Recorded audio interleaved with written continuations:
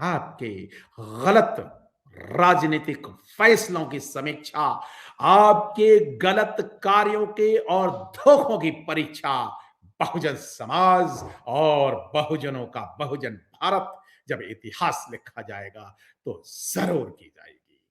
हमारे बहुजन युवा नेता मतलब S C S T OBC के नए नौजवान ऊर्जावान युवा नेता नई नई पार्टियां बना करके बिना रणनीति बिना रणनीति स्ट्रैटेजी को अप्लाई किए राजनीति करते हैं और अपना भविष्य बर्बाद कर लेते हैं।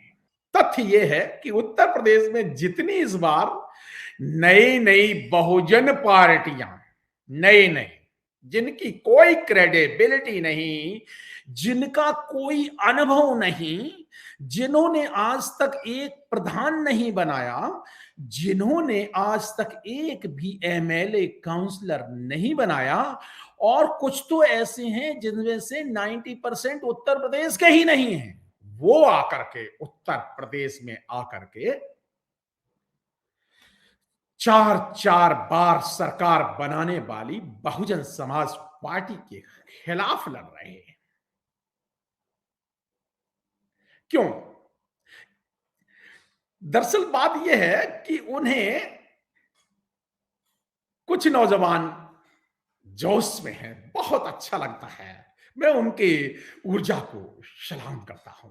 मैं उनके उनकी राजनीतिक अपेक्षाओं को अभिनंदन करता हूं।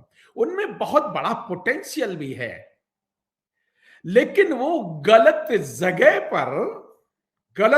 पर यानी उत्तर प्रदेश में गलत लोगों से, गलत पार्टी से यानी बहुजनों से और बीएसपी से और गलत तरीके से फालतू में लड़ रहे हैं और अपनी ऊर्जा बर्बाद कर रहे हैं। उन दोस्तों को समझाना तो नहीं कह सकते ना, मैं कोई उनके लिए कोई मेंटर नहीं बनना चाहता ना, वो मैं उनके लिए कोई प्रोफेसर या ऐसा उनका कोई टीचर नहीं बनना चाहता। मैं उनका कोई एल्डर या उनको मैं कह नहीं सकता कि उनको कम आता है ये, लेकिन रायचंद और नहीं बनना चाहता। लेकिन दोस्तों, मेरे बहुजन दोस्त, राजनीति करना बच्चों का खेल नहीं है। मनवादी जो 75 साल से षड्यंत्र कर रहे हैं, कभी वो मानव बाबा साहब अम्बेडकर को धोखा देते हैं तो बाबा साहब अम्बेडकर कहते हैं कांग्रेस के चौवन्नी के मेंबर नहीं बनना, Congress is burning house, Congress जलता हुआ घर है। ऐसी बात बाबा साहब अम्बेडकर कहते हैं। और अगर वो नौजवान चाहे वो रिसोर्सेस की वजह से हाँ नई राजनीति करते हैं तो नहीं होते फाइनेंशियल रिसोर्सेस, चाहे वो फोटो खिंचाने में मीडिया में लाइमलाइट आने की वजह से होता है ना शौक, चाहे किन्हीं अन्य कारणों से, मैं वो चर्चा का विषय नहीं है। लेकिन अगर वो गलत हाथों में खेल रहे हैं तो वो अपना राजनीतिक भविष्य बर्बाद कर रहे हैं। उदाहरण के लिए एक नेता जो बहुजन नेता बिहार के जो अभी नहीं है इस दुनिया में, उन्होंने मान्यवर काशीराम साहब और बहन मायावती के खिलाफ जिंदगी भर जयरोला, जिंदगी भर विरोध किया। उनके सुपुत्र ने कहा कि हम तो मोदी के भक्त और वो हनुमान है। और क्या हुआ? बीजेपी ने क्या कर डाला? उनकी पार्टी हड़प कर ली। हाँ, मान्यवर रामविलास पासवान के सुपुत्र चिराग पासवान जी, कितनी एक छोटी सी गलत रणनीतिक चाल, क्या जरूरत थी उन्हें डिक्लेयर करने की नहीं हम मोदी के वो हनुमान है। बने रहो आप हनुमान, तो आपको बंदर बना दिया ना बीजेपी ने। अब आप पॉलिटिकल सर्वाइवल के लिए लड़ रहे हैं, हो गया ना राजनीतिक भविष्य खराब। आप स्वयं क्या है अपनी ताकत पर लड़िए, पहली बात। आप निर्णय लीजिए कि आप लड़ किसके साथ रहे। आप पहले दुश्मन को आइडेंटिफाई करिए। क्या आप अपनों से लड़ रहे हैं या उन ताकतों से जिनसे बाबा साहब अंबेडकर लड़े? क्या आप उन ताकतों से लड़ रहे हैं जिनसे फूले ने लड़ाई लड़ी? क्या आप उन ताकतों से लड़ रहे हैं जिनसे बुद्ध ने लड़ाई लड़ी? क्या आप उन ताकतों से लड़ रहे हैं जिनसे सम्राट अशोक और सम्राट हर्षवर्धन ने लड़ाई लड़ी? इतिहास पूरा समझिए। कुछ लॉयर्स हैं, कुछ पढ़े लिखे नौजवान हैं, हाँ वकील साहब लोग हैं, कुछ पढ़े लिखे हैं। तो क्या उनको मैनेजमेंट के क्या उनको ये पता है कि उन्होंने क्या 9 तरह की टीमें बनाई हैं?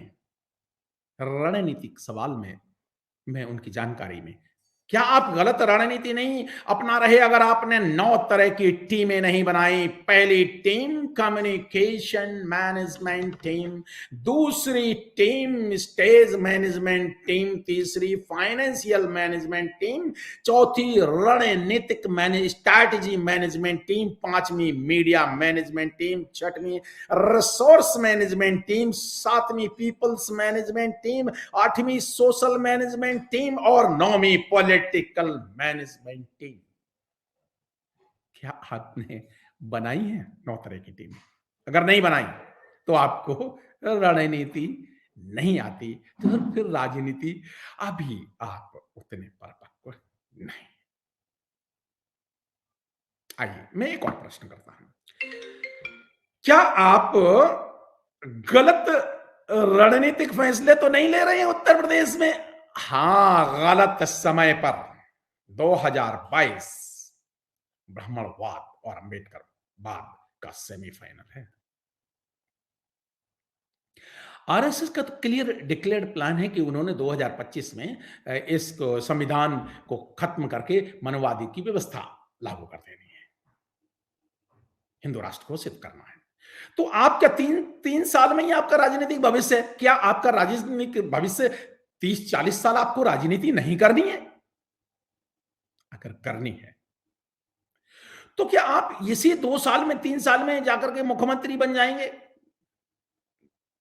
बड़ी अच्छी बात है, बन जाएं, कौन मना करता है?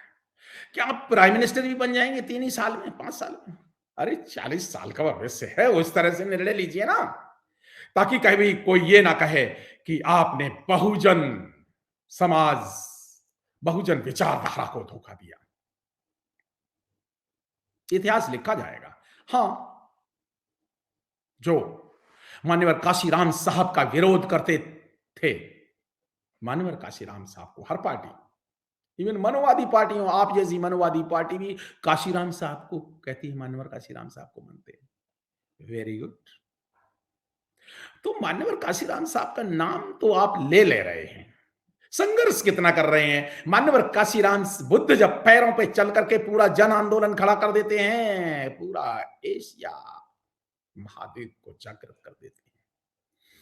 मान्यवर काशीराम साहब कश्मीर से कन्याकुमारी तक जब साइकिल चला करके पूरा भारत को जागृत कर देते हैं, तो आपको जल्दी क्या पड़ी है लंबी लंबी गाड़ियों में घूमने की? घूमिए, कौन मना कर रहा है? अच्छी बात है, हवाई जहाज में भी घूमिए, बिल्कुल बड़ी अच्छी बात है, घूमना भी चाहिए, लेकिन उत्तर प्रदेश में ही क्यों? क्यों भाई? आपने लड़ाई और जगह क्यों नहीं लड़ते? उत्तर प्रदेश में इसलिए कि वहां पर 4-4 बार हमारे बहुजनों की सरकार बन रही है, उस सरकार को नहीं बनने देना, इसलिए आप उत्तर प्रदेश में कांग्रेस की मदद करने के लिए लड़ रहे। रणनीति नहीं आती, आप रणनीति में बिल्कुल कच्चे हैं और इसलिए आप पे ऐसा आरोप पक्का सिद्ध हो जाएगा। हालांकि बहुजन समाज पार्टी अपने आप सरकार बना लेगी, फिर आपका क्या भविष्य होगा? चलो नहीं, नहीं बना लेती, बिल्कुल नहीं होते। तो और आप भी कुछ नहीं कर पाते। आपने गिरा ही लिया अपनों को लड़के, तो भी आपका क्या? तो आपका क्या राजनीतिक कैरेक्टर रहा? पॉलिटिकल कैरेक्टर, राजनीतिक चरित्र आपका क्या रहा? सामाजिक चरित्र क्या रहा? अपने को ही गिरा लिया ना। हाँ, हाँ, सुग्रीव ने अपने भाई बाली को मरवा दिया।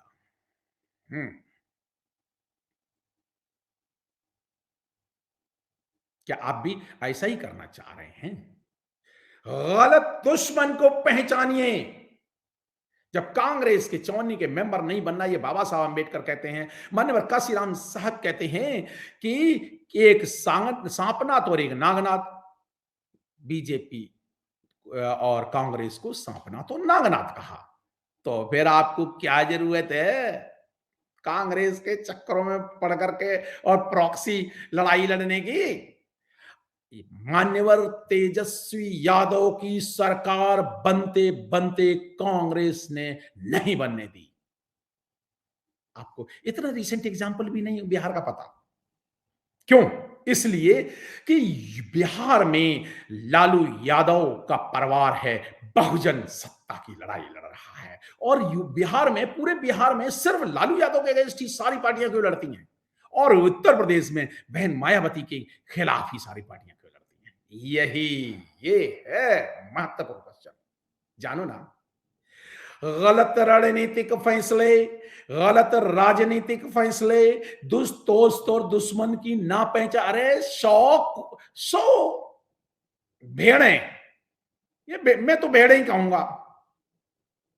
तो क्या एक शेर के सामने लड़ पाएंगे? एक शेरनी के आगे नहीं। भेड़ों का क्या होता पता? आप भी भेड़ चाल में फंस गए, कमाल है। अरे आप तो मुख्यमंत्री मेटीरियल होने वाले थे। आपको उत्तर प्रदेश के अलावा 29 प्रदेश दिखाई नहीं दिए? आप गलत जगह पे लड़ाई लड़ रहे हैं। और अगर लड़नी ही है तो टेस्ट करो ना चावल को, लड़ो ना 5 सीटों पे। बाकी बाकी आप खड़बड़ पूरे यूपी में डाले फिर रहे हैं। एक भी एमएलए नहीं बनाया। क्या क्या एक एमएलए कभी बनाया नहीं? और जितनी पार्टियां में उनका नाम लेकर के उनको बहुत महिमा मंडित नहीं करना चाहता, वो अपने आप ठीक है भाई, आप लड़िए संविधान की लड़ाई। अरे संविधान की लड़ाई मध्य प्रदेश में क्यों नहीं लड़ते? संविधान की लड़ाई राजस्थान में क्यों नहीं लड़ते? संविधान की लड़ाई और प्रदेशों में, केरल में क्यों नहीं लड़ते? तमिल और आप और जगह क्यों नहीं लड़ते? यहीं पे लड़ते हो उत्तर प्रदेश में। हाँ, उत्तर प्रदेश में इसलिए लड़ते हो कि वहां मान्यवर काशीराम साहब और बहन मायावती ने उत्तर प्रदेश को बदल के रख दिया है।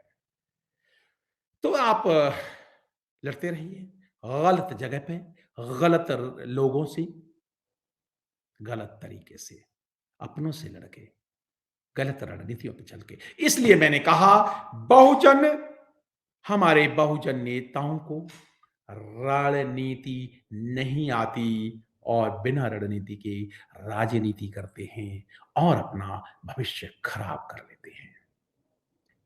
बहुत सारे नेता हैं, बहुत सारे यंग नेता हैं जो, और उनका नाम लेना मैं बिल्कुल नहीं चाहता, लेकिन मैं चाहूंगा सीखो।